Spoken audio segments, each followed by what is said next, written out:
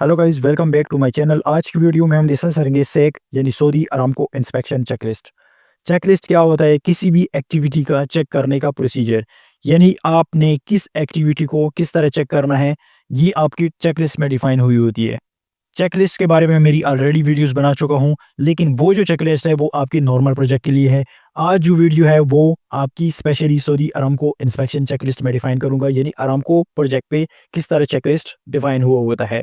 Start करते हैं। सेक सऊदी अरामको इंस्पेक्शन चेकलिस्ट। ये जो चेकलिस्ट है ये हमारे पास convention and sulphur extended asphalt concrete, यानी जितनी भी हमारे पास असफाल्ट की चेकलिस्ट है वो डिफाइन होगी। आपने असफाल्ट को किस तरह चेक करना है, किस तरह रिसीव करना है, किस तरह इसकी इंस्टॉलेशन और इसके टेस्टिंग की प्रोसीजर क्या है, हम आज इस फॉर्मेट में डिस्कस करेंगे। सऊदी अरामको इंस्पेक्शन चेकलिस्ट जो है ये हमारे पास डिफाइन हुआ है convention and sulphur extending asphalt concrete, receiving, placement and testing inspection. Second number हमारे पास होगा यहाँ पे डेट अप्रूव क्यूआर नंबर, जो आपका डिपार्टमेंट है, सिविल है, मैकेनिकल है, उसके लिए। ठीक है। प्रोजेक्ट टाइटल यहाँ होगा, ये आपकी मेन डिटेल होती है। एटम नंबर यहाँ हमारे पास है। Acceptance criteria. अब एक्सेप्टेंस क्राइटेरिया हमारे पास क्या है, यानी आपने इस एक्टिविटी को किस तरह चेक करना है, किस तरह पे परफॉर्म करना है, ताकि इंस्पेक्शन के दौरान आपको कोई उसमें रुकावट ना आ जाए। सबसे पहले हमारे पास है receiving inspection, general requirement for conventional sulphur extended and polymer modified asphalt. अगर हमारे पास conventional sulphur extended and polymer modified asphalt आ जाए साइड पे, उसकी रिसीविंग की इंस्पेक्शन किस तरह होगी। The hot mixed asphalt concrete material shall not be accepted unless it is covered with the tarpaulin until unloaded। इसका मतलब है कि जब आप साइड पे असफाल्ट लेके आ जाओ, वो आपका कवर होना चाहिए जब तक आप इसको अनलोडेड ना करो। कवर्ड किस चीज से होना चाहिए? टर्पोलिन से होना चाहिए। ये हमारे पास इसका रेफरेंस है Saudi Aramco engineering standard Q006 section 5.4.3. ये already Saudi Aramco engineering standard Q006 के बारे में मेरी वीडियो है, उसमें असफाल्ट की कंप्लीट डिटेल है, क्या स्पेसिफिकेशन है, वो भी आप चेक कर सकते हैं। ये एक्सेप्टेंस क्राइटेरिया है, यानी चेक लिस्ट है। आपने असफाल्ट को किस तरह चेक करना है, किस तरह रिसीव करना है, किस तरह आपने इंस्टॉल करना है। ठीक है। Uncompacted asphalt concrete sample shall be taken daily for extraction, gradation and Marshall properties at the following rate of the production. इसका मतलब है कि असफाल्ट की कंक्रीट जब तक हो रही है, आपने डेली बेस पे ऐसे सैंपल लेने हैं, उसकी Marshall stability, extraction test, gradation और मार्शल प्रॉपर्टी फाइंड करनी है। और इसकी जो प्रोडक्शन है, यानी प्रॉपर्टीज है, इस प्रॉपर्टी के मुताबिक आपने लेनी है। इसका मतलब है कि कितनी क्वांटिटी टन के बाद आपने सैंपल लेना है। 0 to 500 अगर हमारे पास टन आ जाए क्वांटिटी असफाल्ट की, तो 1 सैंपल पर 200 टन। इसका मतलब है कि 1 सैंपल हमने लेना है 200 टन पे। मार्शल प्रॉपर्टीज हमारे पास इसे क्या है, 1 सैंपल पर 250 टन। मार्शल स्टेबिलिटी टेस्ट होता है, ये हम एक्सट्रैक्शन टेस्ट, ये हमारे पास टेस्ट होते हैं। Extraction test, gradation, Marshall properties, जो मार्शल अपरेटस होता है हमारे पास, मार्शल स्टेबिलिटी हम इसकी चेक करते हैं। इसका सिंपल मतलब ये है ना कि हमारे पास अगर क्वांटिटी 0 to 500 आ जाए, तो हमने एक सैंपल 200 टन से, एक सैंपल एक्सट्रैक्शन टेस्ट के लिए लेना है, एक सैंपल हमने ग्रेडेशन के लिए लेना है, एक सैंपल हमने 250 टन में मार्शल स्टेबिलिटी के लिए लेना है। अगर हमारे पास क्वांटिटी 501 से लेकर 800 तक हो, तो हमने 1 सैंपल जो है वो 250 टन से लेना है। और मार्शल स्टेबिलिटी के लिए हमें कितना सैंपल लेना है, 300 टन से हमने एक सैंपल लेना है। नेक्स्ट सेम है हमारे पास 801 और अबव अगर हमारे पास क्वांटिटी आ जाए असफाल्ट भी, तो 1 सैंपल हमने कितना लेना है एक्सट्रैक्शन टेस्ट के लिए, तो एक्सट्रैक्शन टेस्ट के लिए हमने 1 सैंपल 300 टन से लेना है। और मार्शल प्रॉपर्टीज यानी मार्शल टेस्ट के लिए हमने 1 सैंपल 400 टन से लेना है। ये हमें डिफाइन हुआ है Saudi Aramco engineering Q006 section 5.4.2 में। नेक्स्ट हमारे पास है receiving inspection, conventional hot mix asphalt. जब हमारे पास कन्वेंशनल हॉट मिक्स असफाल्ट आ जाए, रिसीव हो जाए, हमने क्या चेक करना है उसमें। Temperature of mixture without sulphur shall be between 139 centigrade से लेकर 163 centigrade when it leave the plant and at least 139 centigrade at the time of the spreading and compaction at the site. इसका मतलब है कि जब हमारे पास असफाल्ट प्लांट से asphalt आ जाए, तो उसका जो टेम्परेचर है वो हमारे पास 139 से लेकर 163 तक होना चाहिए, यानी इनके बीच में होना चाहिए। लेकिन जब हम स्प्रेडिंग करें तो उस दौरान हमारे पास 139 सेंटीग्रेड तक होना चाहिए, इससे कम नहीं होना चाहिए। नेक्स्ट हमारे पास है receiving inspection, sulphur extended hot mix asphalt. यहाँ हमारे पास है कन्वेंशनल असफाल्ट और यहाँ हमारे पास है sulphur extended hot mix asphalt. ये हमारे पास डिफरेंट टाइप्स ऑफ असफाल्ट के हैं। The hot mix asphalt concrete material has a temperature of at least 115 centigrade at the time of the spreading and compaction. इसका मतलब है अगर हमारे पास sulphur extended hot mix asphalt आ जाए तो उसका हमारे पास टेम्परेचर कितना होना चाहिए 115 सेंटीग्रेड हमारे पास उसका टेम्परेचर होना चाहिए ड्यूरिंग स्प्रेडिंग एंड कंपैक्शन जिस टाइम हम स्प्रेडिंग करें asphalt की या कंपैक्शन करें। नेक्स्ट हमारे पास है receiving inspection polymer modified asphalt mix. अगर हमारे पास पॉलीमर मॉडिफाइड asphalt मिक्स, अब यहाँ पे आप लोगों को ये भी पता साफ में लग गया होगा कि asphalt के कितने टाइप से, conventional hot mix asphalt, sulphur extended hot mix asphalt, polymer modified asphalt mix. ठीक है, अगर हमारे पास पॉलीमर मॉडिफाइड asphalt मिक्स आ जाए तो इसका टेम्परेचर हमारे पास कितना होना चाहिए 155 से लेकर 165 सेंटीग्रेड तक होना चाहिए। नेक्स्ट हमारे पास है प्लेसमेंट एंड कंपैक्शन। ये रिसीविंग की चेकलिस्ट है। अब हमारे पास प्लेसमेंट एंड कंपैक्शन की जो चेकलिस्ट है वो हम डिफाइन करेंगे। ये स्टैक है सऊदी अरामको इंस्पेक्शन चेकलिस्ट है। General requirement for the conventional sulphur extended and polymer modified. अब ये प्लेसमेंट जो है ना ये तीनों टाइप ऑफ asphalt के लिए है, यानी कन्वेंशनल के लिए भी है, सल्फर के लिए भी है और पॉलीमर मॉडिफाइड asphalt के लिए भी है। इसमें हमारे पास क्या है, the hot mix asphalt concrete shall be placed only when the atmospheric temperature is 4 centigrade or above, when weather is not foggy or rainy and when the existing surface is free from moisture। इसका मतलब है कि जब हम asphalt करें, किसी type का भी asphalt हो, वो आप कन्वेंशनल हो, सल्फर हो या मॉडिफाइड हो, ठीक है, पॉलीमर मॉडिफाइड हो, तो उसमें मैक्सिमम यानी आपका एटमॉस्फेयर टेम्परेचर आपका 4 डिग्री से ज़्यादा होना चाहिए, यानी 4 सेंटीग्रेड से ज़्यादा होना चाहिए, इससे कम नहीं होना चाहिए। आपकी वेदर जो है वो फोगी नहीं होनी चाहिए, यानी क्लाउड नहीं होनी चाहिए, रेनी नहीं होनी चाहिए, तब हम इसको कर सकते हैं। नेक्स्ट हमारे पास है any existing pavement shall be saw cut prime and tack prior to replacing new hot mix asphalt। इसका मतलब है कि अगर आपने asphalt करनी है तो उससे पहले आपका प्राइम कोट होना चाहिए या टेक कोट इससे पहले होना चाहिए।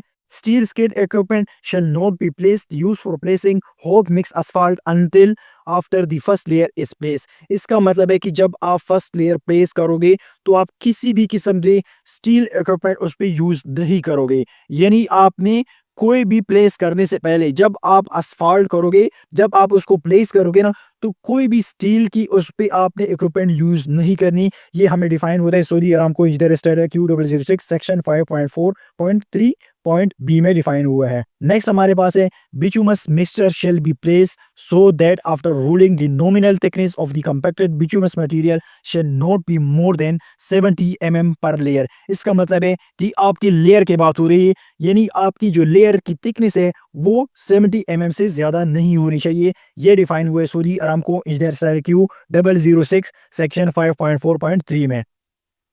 नेक्स्ट हमारे पास है greater than 70 mm thickness layer may be implemented if approved by the company representative after the contractor has proven that he can achieve requirement by the field trail। इसका simple मतलब ये है ना कि अगर आपको अप्रूवल मिली है कि 70 mm से ज़्यादा आपने लेयर करनी है, यानी asphalt की लेयर अगर आपको अप्रूवल मिली है कि 70 mm से आप ज़्यादा कर सकते हैं, तब आप उस सिचुएशन में कर सकते हैं अगर आपको अप्रूवल सऊदी अरामको की तरफ से मिली होगी। नेक्स्ट हमारे पास है in no case shall be thin layer of fine material be added to the top of the wearing course in order to achieve the requirement thickness or specified tolerance। इसका मतलब है कि आप टॉप की layer यानी wearing course के top पे जब आप वियरिंग कोर्स लोगे तो उसमें आप फाइन मटेरियल यूज कर सकते हो, यानी आपकी जो पोर्स रह जाती है उसको फिल करने के लिए आप फाइन मटेरियल यूज कर सकते हो। नेक्स्ट हमारे पास है longitudinal joint shall be roll first then rolling shall begin at the lower edge and proceed toward the highest portion.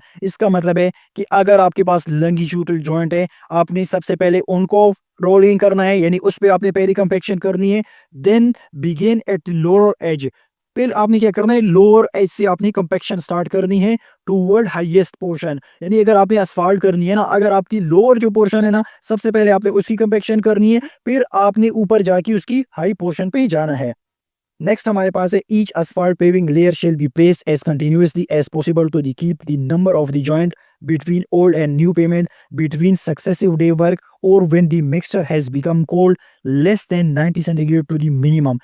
इसका मतलब है कि अगर आप asphalt कंटिन्यूसली कर रहे हो, बीच में अगर आपका ब्रेक आ गया जिसकी वजह से आपकी जो फर्स्ट asphalt आपने की होगी और अभी आप न्यू कर रहे हो, तो उसकी बीच में आपने जॉइंट देना है ठीक है, यानी आपकी asphalt की अगर टेम्परेचर भी लेस देन 90 सेंटीग्रेड से हो गई, यानी पहले आपने asphalt कर दी कुछ, फिर आपने बीच में ब्रेक आ गए या नेक्स्ट डे पे चला गया, तब आपने उसकी बीच में क्या करना है, जॉइंट देना है। Joints shall be made in such a manner as to create a continuously bond between the old and new construction courses। इसका मतलब है कि आपका जो जॉइंट है वो आपका एक स्पेसिफिक स्टैंडर्ड के मुताबिक होना चाहिए ओल्ड और न्यू पेमेंट में। यानी कल हमने कुछ असफाल्ट की है और आज हम उधर इसी कंटिन्यू करना चाहते हैं, ठीक है, तो बीच में जॉइंट आ जाएगा ना, तो वो जॉइंट आपका स्टैंडर्ड मैंने यानी स्टैंडर्ड स्पेसिफिकेशन के मुताबिक होना चाहिए। When the pavement construction involved two or more courses, successive courses shall be offset by at least 150 mm। इसका मतलब है कि अगर आपकी पेमेंट की टू कोर्सेज आ जाए, यानी आपने कई जगह पे असफाल्ट बेस कोर्स किया है, कहीं पे आपने वियरिंग कोर्स किया है, अब सबसे पहले असफाल्ट बेस कोर्स किया जाता है। अगर हो सकता है पॉसिबल है अगर आपने उस पर वियरिंग कोर्स करना है तो आपकी असफाल्ट बेस कोर्स और वियरिंग कोर्स करने में 150 mm का आपका ऑफसेट होना चाहिए। यानी आप वी बेस कोर्स 150 mm पहले करोगे, फिर आपने उसके बाद आपने asphalt wearing कोर्स करना है। नेक्स्ट हमारे पास है if the placing of the material is discontinue और if the material is placed become cold less than 90 centigrade or joint running perpendicular to the direction traveled by the paver shall be made before placement continuous। The edge of the previously placed pavement shall be trimmed to the straight line perpendicular to the paver and cut back to expose an even vertical surface of the full of thickness of the course। इसका simple मतलब है कि अगर आपका कहीं asphalt में discontinue आ जाए, यानी आपने ब्रेक ले ली है, तो अगर आप दोबारा स्टार्ट करना चाहते हो ना, तो जो जॉइंट बीच में बने वो आपकी प्रॉपर ट्रिम होनी चाहिए, यानी स्ट्रेट कट होनी चाहिए, ताकि जो बीच में बॉन्ड है जॉइंट है वो प्रॉपर आ जाए, सीधा आ जाए और आपके asphalt उधर ही से कंटिन्यू हो जाए। नेक्स्ट हमारे पास है when the ruler is in with 60 centimeter of either edge of it shall be proceed by the lapping and uncompacted mixture by not more than 30 centimeter as coverage। As coverage consists of one pass of the ruler over any portion of the layer being placed। इसका मतलब है कि आपने जब passing करनी है ना, तो दो रूलर के बीच में यानी लैपिंग के बीच में आपकी अनकम्पैक्टेड मटेरियल के बीच में आपका 60 सेंटीमीटर का एज होना चाहिए, और अगर आपका मोर देन 30 सेंटीमीटर पर कवरेज है तो वहां आपने one pass of ruler extra लगाना है over any portion of layer being placed, तो आपने ओवर पास लगाना है। All compaction shall be completed before the mixture of the mix falls below than 90 centigrade। इसका मतलब है कि आपकी complete compaction 90 centigrade temperature down से पहले ही करना, यानी आपका जो टेम्परेचर है वो 90 डिग्री से यानी 90 सेंटीग्रेड से कम नहीं होना चाहिए, उससे पहले आपने कंप्लीट कंपैक्शन करनी है। The finish surface shall be free of open texture areas of. इसका मतलब है कि आपने जो फिनिशेस है वो अभी ओपन टेक्सचर नहीं होनी चाहिए, उसके अंदर ऐसा टेक्सचुअल जो शेप्स अक्सर बन जाते हैं asphalt में वो नहीं होनी चाहिए। नेक्स्ट हमारे पास है area of asphalt which fail to meet the required tolerance and compaction shall be removed by saw cutting to the full depth of the wearing course and base course forming parallel and perpendicular line extended to the architecture feature whether practical. इसका मतलब है कि जहां भी आपने trimming करनी है वो आपकी परपेंडिकुलर होने चाहिए, यानी दोनों गैप्स के बीच में जो जॉइंट आपके आ जाए ना, वहां पे आपने जो भी कटिंग करनी है ना, जो भी जॉइंट लेनी है वो एक दूसरे के पैरेलल या परपेंडिकुलर होने चाहिए। Area cut off the repair shall be receive additional prime port period to replacing asphalt material. इसका मतलब है कि कोई अगर एरिया आपने रिपेयरिंग करनी है या कटिंग करनी है जिस तरह मेंटेनेंस में होता है, तो वहां आपने एडिशनल प्राइम कोड अप्लाई करना है। New place section are protected from traffic by barricade, other suitable method after final ruling। Weakener, traffic और asphalt concrete pavement are not permitted unless it has been hardened properly। इसका मतलब है कि आपने अगर new placement of asphalt कर दी, new asphalt कर दी, तब आपने ट्रैफिक उस पे कुछ टाइम के लिए नहीं छोड़ना जब तक वो प्रॉपरली कंपैक्टेड नहीं होना चाहिए। Asphalt pavement shall not be in contact with pipeline that are cathodically protected. इसका मतलब है कि आप जो asphalt पेवमेंट है वो आपकी कई भी पाइपलाइन के साथ कांटेक्ट में नहीं होना चाहिए। अब नेक्स्ट हमारे पास है asphalt कंक्रीट रिकंस्ट्रक्शन। इसका मतलब है कोई मेंटेनेंस रिपेयरिंग का काम हो, उसके लिए हमें क्या चीज़ चेक करनी है। The base shall be prime and edges of the existing pavement shall be tack in accordance with the paragraph 5.4। इसका मतलब है कि अगर आपने रिपेयरिंग करनी है, मेंटेनेंस करनी है, ठीक है, तो आपने asphalt से पहले प्राइम कोट ज़रूर करना है। Asphalt concrete material and mix design shall be accordance with the paragraph 5.1 and 5.52 और 5.6। इसका मतलब है कि आपके जो मिक्स डिज़ाइन है, जो मिक्स फार्मूला है जो asphalt का, वो आपका एज पर इस पैराग्राफ का होना चाहिए। Asphalt concrete shall be placed to minimum 2 lift and compacted in accordance with the paragraph 5.3 and thickness equivalent to the original pavement और 100 विच एवर इज ग्रेटर। ठीक है, ये ऑलरेडी मैंने बता दिया कि आपकी थिकनेस कंपेटेड कितनी होनी चाहिए। Lift thickness may be decrease to the minimum of the 25 mm if the required to achieve compaction. इसका मतलब है कि अगर आपकी थिकनेस है कंपैक्शन अचीव करने के लिए आप उसको 25 mm तक डाउन कर सकते हो। अब लेबोरेटरी टेस्टिंग के हवाले से क्या है, all quality test and sampling or raw material shall be performed by the Saudi Aramco approved independent laboratory in presence of the contractor and Saudi Aramco representative. Third party agency quality personnel assigned to the work must be technically competent to perform their duty and shall have recommendation for the approval from Saudi Aramco to perform applicable test। इसका मतलब है कि आपकी laboratory की testing जितनी भी है वो आपकी अप्रूव थर्ड पार्टी से होनी चाहिए। सऊदी अरामको में जितनी भी चेक हुए हैं, जितनी भी टेस्टिंग होती है वो थर्ड पार्टी करती है। ठीक है, वो आपकी जितनी भी टेस्टिंग कर दी गई लेबोरेटरी टेस्टिंग में वो आपकी थर्ड पार्टी करेगी in presence of Saudi Aramco representative, यानी आपका कॉन्ट्रैक्टर का रिप्रेजेंटेटिव भी उधर होना चाहिए और सऊदी अरामको का रिप्रेजेंटेटिव भी होना चाहिए। तो ये था एक असफार के बारे में चेक लिस्ट होता है, असफार को आपने किस तरह प्लेस करना है, किस तरह आपने इंस्टॉल करना है और किस तरह आपने रिसीव करना है, ये कंप्लीट डिटेल होती है। से एक चेक लिस्ट होती है। अगर आप क्यूसी इंस्पेक्टर है, साइट इंजीनियर है, साइट सुपरवाइजर है, तो आपको ये लाजमी पता होना चाहिए चेक लिस्ट के बारे में कि किस एक्टिविटी को यानी किस मटेरियल को किस तरह चेक करना है, किस तरह रिसीव करना है, ये आपको लाजमी पता होना चाहिए। तो होप वीडियो आपको पसंद आई होगी। किसी भी रिक्वेस्ट है तो आप कमेंट सेक्शन में पूछ सकते हैं। Thank you.